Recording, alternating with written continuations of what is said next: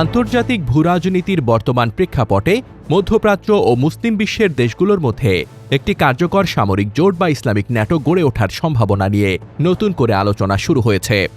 একদিকে যখন পশ্চিমা সামরিক জোট ন্যাটো অভ্যন্তরীণ কোন্দল ও ডোনাল্ড ট্রাম্পের কঠোর নীতির কারণে অস্তিত্ব সংকটের মুখে, তখন অন্যদিকে রিয়াদ, আঙ্কারা ও ইসলামাবাদের মধ্যে ক্রমবর্ধমান প্রতিরক্ষা সহযোগিতা একটি নতুন মেরুকরণের ইঙ্গিত দিচ্ছে। জোট গঠনের পটভূমি ও প্রেক্ষাপট আন্তর্জাতিক সংবাদ মাধ্যমগুলোর প্রতিবেদন ও রাজনৈতিক বিশ্লেষকদের মতে, ইসলামিক ন্যাটোর এই ধারণাটি মূলত সৌদি আরবের নেতৃত্বে গড়ে ওঠা ৪৩ জাতির ইসলামিক মিলিটারি কাউন্টার টেরোরিজম কোয়ালিশনের একটি উন্নত সংস্করণ। গত বছর কাতারে ইসরায়েলি হামলার পর আরব দেশগুলো তাদের নিরাপত্তার জন্য যুক্তরাষ্ট্রের ওপর নির্ভরতা কমাতে শুরু করেছে।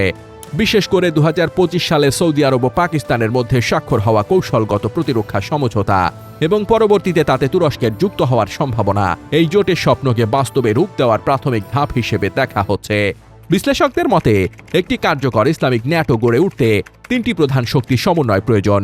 সৌদি আরবের বিশাল অর্থ ভাণ্ডার, যা জোটের রসদ ও আধুনিক অস্ত্রশস্ত্রের যোগান দেবে; পাকিস্তানের পারমাণবিক শক্তি, যা জোটের জন্য একটি শক্তিশালী সামরিক প্রতিরক্ষা বলয় তৈরি করবে; এছাড়া তুরস্কের উন্নত সামরিক প্রযুক্তি ও রণকৌশল, যারা ন্যাটো সদস্য হিসেবে আধুনিক যুদ্ধবিদ্যায় পারদর্শী। লন্ডন ভিত্তিক সংবাদ মাধ্যম মিডল ইস্ট মনিটর এবং মিডল ইস্ট আই এর প্রতিবেদন বলছে, এই জোট গঠনের পথে প্রধান বাধা হিসেবে দেখা দিচ্ছে সদস্য দেশগুলোর মধ্যে পারস্পরিক অনাস্থা ও স্বার্থের ভিন্নতা।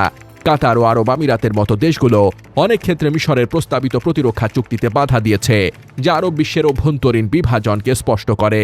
আবার ব্রিটিশ সংবাদ মাধ্যম স্কাই নিউজের এক বিশ্লেষণে বলা হয়েছে, সৌদি পাকিস্তান প্রতিরক্ষা চুক্তি মধ্যপ্রাচ্যের দীর্ঘদিনের নিরাপত্তা সংশ্লিষ্ট বাস্তবতা বদলে দিতে পারে।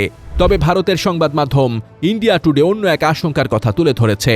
তাদের মতে, সৌদি, পাকিস্তান, তুরস্ক জোটের বিপরীতে ভারত, ইসরায়েল, আমিরাত একটি বিকল্প নিরাপত্তা বলয় তৈরি করতে পারে, যা মধ্যপ্রাচ্যে নতুন করে ক্ষমতার দ্বন্দ্ব সৃষ্টি করবে। আবার অনেকে মনে করেন, এই জোটটি শেষ পর্যন্ত ইরান বিরোধী একটি জোটে পরিণত হতে পারে, যা আসলে ওয়াশিংটন ও তেল আবিবের স্বার্থ রক্ষা করবে। যদিও ইরান নিজেও তার মিত্রদের নিয়ে একটি পাল্টা প্রতিরোধের অক্ষ বা ন্যাটো সদৃশ ব্যবস্থা গড়ার চেষ্টা করেছিল, কিন্তু সাম্প্রতিক বছরগুলোতে নেতৃত্বের সংকট এবং সামরিক ক্ষয়ক্ষতির কারণে সেই সম্ভাবনা অনেকটাই ক্ষীণ হয়ে পড়েছে। ইসলামিক ন্যাটোর মূলনীতি হবে ন্যাটোর মতোই, কোনো এক সদস্য দেশের উপর হামলা মানে সবার উপর হামলা। কিন্তু বাস্তবে ৪৩টি মুসলিম দেশের মধ্যে রাজনৈতিক ও আদর্শিক ভিন্নতা এতই বেশি যে ইউরোপীয় দেশগুলোর মতো একটি একক কমান্ডের অধীনে আসা অত্যন্ত জটিল।